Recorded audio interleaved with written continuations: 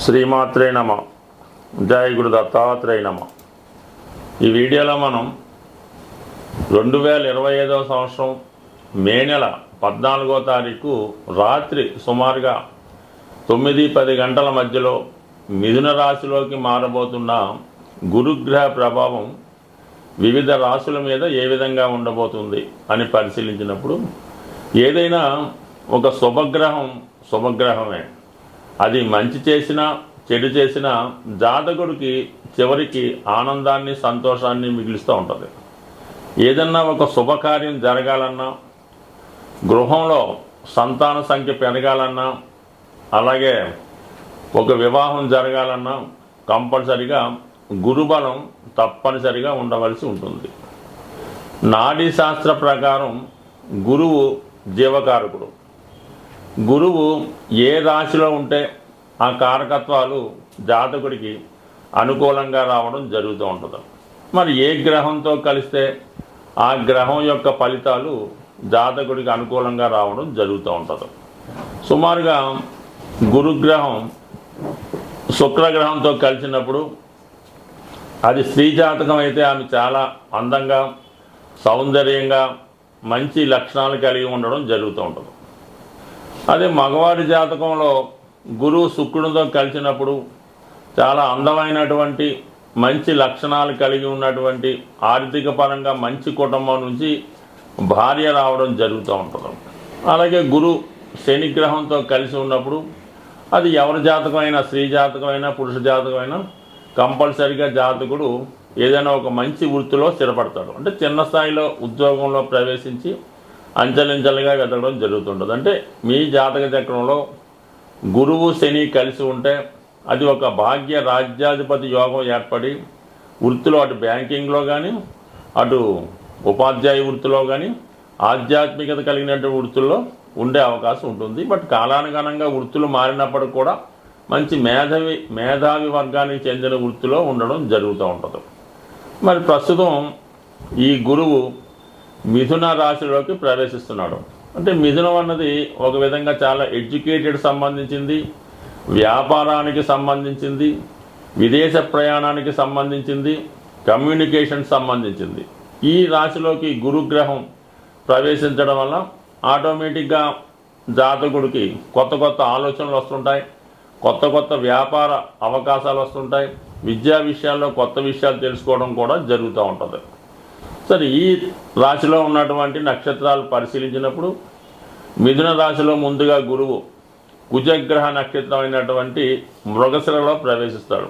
దానివల్ల ఈ కుజుడు సంబంధించినటువంటి ఫలితాలు అంటే ఏదైనా స్థిరాస్తి కొనుక్కోవడం, ఉద్యోగ ప్రయత్నాలు ఫలించడం, అలాగే అన్నదమ్ములతో సఖ్యత ఏర్పడడం, ముఖ్యంగా రుణాల నుంచి బయటపడతారు. ఎప్పుడు ఈ గురువు మన మృగశిర 3-4 నక్షత్రాల్లో సంచరించినప్పుడు.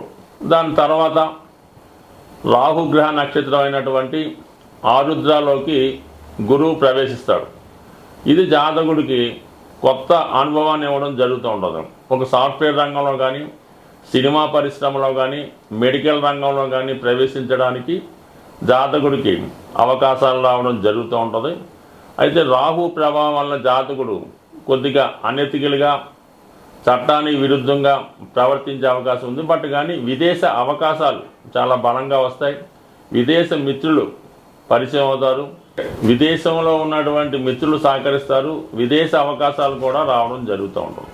అదే ఆరుద్ర నక్షత్రం తర్వాత పునరుసు నక్షత్రం అంటే జన్మ నక్షత్రంలోకి ప్రవేశిస్తాడు గురువు. అంటే ఇంచుమించుగా 1, 2, 3 నక్షత్రాలు సొంత నక్షత్రం మీద ప్రవేశించినప్పుడు జాతకుడు చాలా సర్వశుభాలను ఇవ్వడం జరుగుతూ ఉంటుంది. సొంత నక్షత్రం మీద ఉన్నప్పుడు తను స్వతంత్రంగా గురువు దేని కారకుడు అవుతుంటాడు, ధనకారకుడు అవుతుంటాడు, అలాగే సంతానకారకుడు, విజ్ఞానకారకుడు, జ్ఞానకారకుడు, సౌభాగ్యకారకుడు, ఐశ్వర్యకారకుడు, అలాగే మీరు చేయనటువంటి పుణ్యాన్ని ఈ జన్మలో ఇచ్చే విధంగా.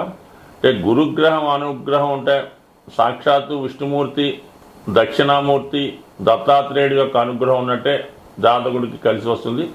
బట్ ఏదైనా ఈ గురుగ్రహ మార్పు మిథున రాశిలో ఉన్నటువంటి నక్షత్రాల్లో అటు ఒకటి మిత్ర నక్షత్రం, అలాగే గురువు సొంత నక్షత్రం, రాహు అన్నది కొద్దిగా ఇండీసెంట్ ప్లానెట్ కాబట్టి దానికి సంబంధించిన విషయాల్లో కొంతవరకు జాతకుడికి అనుకూలంగాను ప్రతికూలంగా ఉంటుంది. అది ఆ భావాలను బట్టి ఉంటుంది. కొంతమందికి అనుకూలంగా ఉంటుంది, కొంతమందికి ప్రతికూలంగా ఉంటుంది. అది మనం రాశుల గురించి ఏ రాశికి ఆ రాశి తెలుసుకున్నప్పుడు వారికి ఏ విధంగా ఉండబోతుంది అన్న విషయాన్ని కూలంకషంగా పరిశీలిద్దాం. అలాగే మిథున రాశులు మిగతా రాశుల వారికి ఏ భావం అవుతుందో ఆ భావం వాళ్ళకి మంచి ఫలితాన్ని ఇవ్వడం జరుగుతుంటుంది. అలాగే మిథునం నుంచి తులారాశిని చూస్తాడు. అంటే తులారాశి కారకత్వాలు సినిమా పరిశ్రమ అనుకూలంగా ఉంటుంది, సాఫ్ట్వేర్ రంగం వాళ్ళకి బాగుంటుంది, అలాగే విదేశ ప్రయాణాలు చేస్తారు, కొత్త విద్య నేర్చుకునే ప్రయత్నం జరుగుతుంది.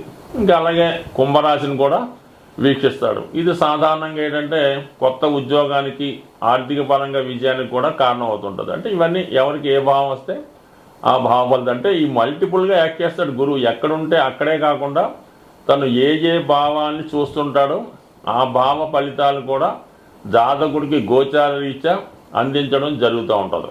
అలాగే మళ్ళీ ధనుసు రాశిని వీక్షించడం వలన ఆ ధనుసు రాశి వారికి మిగతా ధనుసు రాశి ఏ రాశికి మిగతా రాశి వారికి వీళ్ళందరికీ కూడా అంటే గురువు మల్టిపుల్గా ఇంచుమించుగా అన్ని భావాలకి ఏదో ఒక విషయంలో మంచి ఫలితాన్ని ఇవ్వడం జరుగుతుంటాడు. కాబట్టి ప్రతి ఒక్కరు కూడా గురువు యొక్క మార్పు కోసం చూస్తూ ఉంటారు. అంటే గురువు ఎప్పుడు మారుతాడో మనకు అనుకూలంగా ఉంటుందని ఎదురు చూస్తూ ఉంటారు. ఒక మంచి శుభముహూర్తం కుదరాలన్నా, అలాగే ఒక మంచి వివాహం సక్సెస్ అవ్వాలన్నా గురుబలం తప్పనిసరిగా ఉండాలి. మరి అటువంటి గురువు ఈ నెల 15వ తారీఖు నుంచి పూర్తిగా మిథున రాశి వారి మీద తన ఫలితాన్ని ప్రభావాన్ని చూపుతున్నాడు.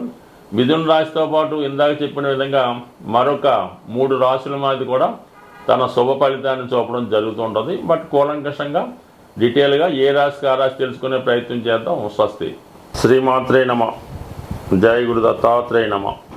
ఈ వీడియోలో మనం మేషరాశి వారికి గురువు యొక్క నూతన రాశి ప్రభావం ఏ విధంగా ఉండబోతుంది అని పరిశీలించినప్పుడు మరి మేషరాశి వారికి గురువు తృతీయ స్థానంలోకి ప్రవేశించడం, ఇది మీకు కమ్యూనికేషన్స్ బాగుంటాయి అన్నమాట. ముఖ్యంగా 3వ భావం అన్నది విక్రమస్థానం, అలాగే ఉపచయ స్థానం. ఏ పని మనం ప్రారంభించాలన్నా 3వ స్థానంలో శుభగ్రహం ఉన్నప్పుడు ఆ పని సజావుగా సాగడం జరుగుతూ ఉంటుంది. ఈ కారణం వల్ల మీరేదన్నా కొత్త ప్రయత్నం చేయాలనుకుంటే ఇది మీకు అనుకూలమైన సమయం. అంటే ముఖ్యంగా ఏమైంది, 3వ స్థానం అన్నది దగ్గర ప్రయాణాలు. 3లో ఉన్నటువంటి గురువు 9వ స్థానాన్ని చూస్తాడు, అది దూర ప్రయాణాన్ని చెప్తూ ఉంటుంది. అందుకని కంపల్సరీగా మీరు ఈ సమయంలో ఏదైనా విదేశ ప్రయత్నం చేసుకోవచ్చు, దూర ప్రాంత ప్రయాణం చేసుకోవచ్చు. ఇది మళ్ళా డిఫరెంట్గా ఉండడం జరుగుతుంది. విద్యా నిమిత్తం విద్యార్థులు వెళ్ళవచ్చు. పుణ్యక్షేత్రాలు దర్శిద్దామనే ఉద్దేశంతో కొంతమంది ఆధ్యాత్మిక రంగంలో ఉన్నవాళ్ళు దూర ప్రాంతంలో ఉన్నటువంటి పుణ్యక్షేత్రాలు దర్శించడానికి అనుకూలంగా ఉంటుంది. మరి కొంతమందికి ఏంటంటే దూర ప్రాంతంలో విదేశంలో ఉన్నటువంటి తన పిల్లల్ని కలుసుకోవడానికి వాళ్ళ దగ్గర కొంతకాలం ఉండడానికి ఇది వివరంగా చెప్తుంది. 9వ స్థానం ఎప్పుడు కూడా మనకి ఉన్నత విద్య చెప్తూ ఉంటుంది, పరిశోధన చెప్తూ ఉంటుంది, పుణ్య కార్యక్రమాలు చెప్తూ ఉంటుంది. ఆ కారణం వల్ల ఇది ఎక్కువగా విద్యార్థులకి బాగా ఉపయోగపడుతూ ఉంటుంది. సహజంగా ఇది మేనరాశి, సాధారణంగా మేషరాశి చరరాశి అవటం వల్ల ఎక్కువగా వీళ్ళు సొంత ప్రాంతంలో కన్నా వేరే ప్రాంతంలో, అది విదేశం అవ్వచ్చు, ఇతర రాష్ట్రం అవ్వచ్చు, ఇతర ప్రాంతంలో బాగా ఇంప్రూవ్ అవుతుంటారు. ఎస్పెషల్లీ మేషరాశి వారికి సొంత ప్రాంతంలో ఇంప్రూవ్మెంట్ ఉండదు, ఇతర ప్రాంతంలో డెవలప్మెంట్ ఉంటుంది. కాబట్టి వాళ్ళు ఈ సమయంలో వేరే ప్రాంతానికి మైగ్రేట్ అయ్యి అక్కడ జీవనోపాధి సాగించుకోవడానికి కానీ విద్య అభ్యసించడం కానీ నెంబర్ 1గా ఈ గ్రహస్థితి మీకు అనుకూలిస్తుంది. ఈ ఇంకో ఫలితం ఏంటంటే 3లో ఉన్నటువంటి గురువు 3, 7, 11 స్థానాల్ని యాక్టివేట్ చేయడం జరుగుతుంది. ఇది వివాహానికి సంబంధించింది. అంటే వివాహ ప్రయత్నాలు చేస్తున్నవారు ముందుగా 3వ భావం కాబట్టి మీకు తెలిసిన సర్కిల్లో మీ ఇరుగు పొరుగు వాళ్ళు, స్నేహితుల ద్వారానో, మీతో చదువుకున్న వాళ్ళు, మీతో కలిసి ఉద్యోగం చేస్తున్న వాళ్ళతో మీరు వివాహం చేసుకోవాలనుకుంటే వాళ్ళతో సంప్రదించడానికి, వివాహం అన్నది మరి అది ఒక సంస్కారవంతంగా ఒక బంధం ఏర్పడడానికి, అంటే అప్పటిదాకా పరిచయం ఉన్న వాళ్ళు ఒక ప్రేమ అనే బంధం పడడానికి సప్తమ భావం కలుగుతూ ఉంటుంది.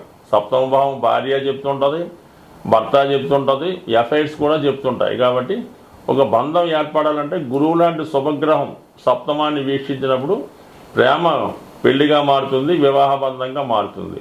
అలాగే లాభస్థానం అన్నది స్నేహం, వివాహం తర్వాత భార్యాభర్తల మధ్య ఉండే స్నేహ సంబంధాన్ని కూడా చెప్తుంది. సో ఈ కారణం వల్ల మీరు వివాహానికి ఇప్పుడు ప్రయత్నం చేస్తే మీకు తెలుసున్న సర్కిల్లో పెద్దల అంగీకారంతో సాంప్రదాయంగా వివాహం జరిగే అవకాశం ఉంటుంది. ఈ రెండు ముఖ్యంగా ఈ రాశి వారికి అనుకూలించే విషయాలు. ఇంకా మిగతా విషయాలు చూసుకున్నప్పుడు కొత్తగా పరిచయాలు ఏర్పడతాయి, మంచి స్నేహితులు వస్తారు, మీ యొక్క సలహాతో ఇతరులు బాగుపడుతూ ఉంటారు. ఇది ఉపాధ్యాయ వృత్తిలో ఉన్న వాళ్ళకి, న్యాయవాది వృత్తిలో ఉన్న వాళ్ళకి, ఆధ్యాత్మిక రంగంలో ఉన్న వాళ్ళకి కూడా కొత్తగా ఇది బాగా ఉపయోగపడుతుంది. మీ యొక్క క్లయింట్స్ సంఖ్య పెరుగుతారు, తద్వారా మీ ఆదాయం కూడా పెరుగుతుంది. ఆర్థిక పరంగా మీరు చాలా అనుకూలంగా ఉంటారు. ఇవన్నిటికన్నా మీరు ఆరోగ్యవంతంగా సంస్కారవంతంగా ఉండే అవకాశం ఉన్నది. అంటే ఓవరాల్గా గురువు మీకు ఈ సంవత్సరంలో ఉన్నత విద్యా అవకాశాలు, విదేశ ప్రయాణాలు కానీ, వివాహం జరగడం కానీ, ఒక మీకు కానప్పుడు మీ యొక్క కుటుంబంలో ఎవరికైనా ఒక శుభకార్యం జరిగే ప్రయత్నం జరుగుతుంది. అది ప్రయత్నపూర్వకంగా ఫలించే అవకాశం ఉన్నది. స్వస్తి. ఏదైనా ఒక గ్రహం ఒక రాశి నుంచి ఇంకొక రాశిలోకి మారినప్పుడు కొంతమందికి మంచిగాను కొంతమందికి చెడుగాను ఉండొచ్చు. బట్ ఏదైనా ఏ జాతకం ఏ గ్రహం కూడా ఎవరికి అపకారం చేయదు, అలాగే ఎవరికి పూర్తిగా ఉపకారం చేయదు. మనం చేసుకున్న దాన్ని బట్టి, ఆ గ్రహాన్ని మనం అనుసరించిన దాన్ని బట్టి ఆధారపడి ఉంటుంది. ముఖ్యంగా గురువు అంటే గురువు గ్రహ అనుగ్రహం కోసం మీరు చేయవలసింది ముఖ్యంగా ఏంటంటే దత్తాత్రేయుని యొక్క ఆరాధన. అంటే ఏదైనా గాన్గాపురం, పిఠాపురం లాంటి క్షేత్రాలు దర్శించడం, అంటే గురువుకి ప్రతిరూపమైనటువంటి సాయిబాబా గారు, రాఘవేంద్ర స్వామి అలాంటి క్షేత్రాలు కూడా దర్శించడం. అంటే మీకు ఎవరైతే విద్య నేర్పారో ఆ గురువుని ఆశ్రయించి ఆ గురువుకి సేవ చేయడం, అలాగే ప్రత్యక్షంగా ఉన్నటువంటి మీ తల్లిదండ్రులను సేవ చేయడం ద్వారా వారిని పూజించడం. అంటే పెద్దగా ఏమీ పూలు తెచ్చి పూజించక్కర్లేదు. వారి యోగక్షేమాలు తెలుసుకొని వారిని నిందించకుండా గౌరవంగా చూస్తే చాలు.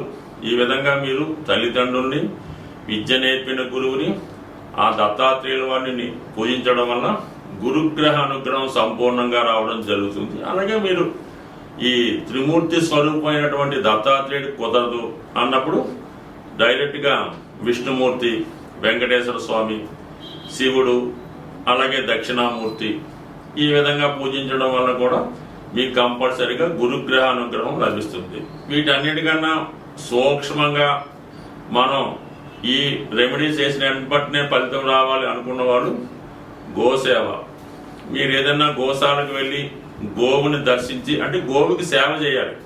ఆ గోశాల శుభ్రంగా తుట్టడం, ఆ గోవుకి శుభ్రంగా మంచి గాలి తగిలేలాగా ఓ పెద్ద ఫ్యాన్ ఏర్పాటు చేయడం, అక్కడ పరిసరాలు శుభ్రంగా ఉంచి ఆ సేవ చేయడం వల్ల ఇమ్మీడియట్గా మీకు ఫలితం రావడం జరుగుతూ ఉంటుంది. ఆ విధంగా చేయినా పర్వాలేదు. ఏదన్నా మరి ఒక దేవాలయాన్ని చాలా శుభ్రంగా పరిశుభ్రంగా తుడిసి, సీకుడితో తుడిసి, కల్లాపు జల్లి ఆ దేవాలయంలో సేవ చేసిన మీకు గురుగ్రహ అనుగ్రహం సంపూర్ణంగా లభిస్తుంది. ఒక మాట ఏంటంటే గురుగ్రహ అనుగ్రహం ఉంటేనే మిగతా గ్రహాలన్నీ కూడా అనుకూలిస్తాయి. గురుగ్రహ అనుగ్రహం లేని రోజు మీరు ఏ గ్రహానికి ఏ దేవతకి ఎన్ని రకాల పూజ చేసినా ఏ విధంగా కూడా ఫలితం లభించదు. స్వస్తి.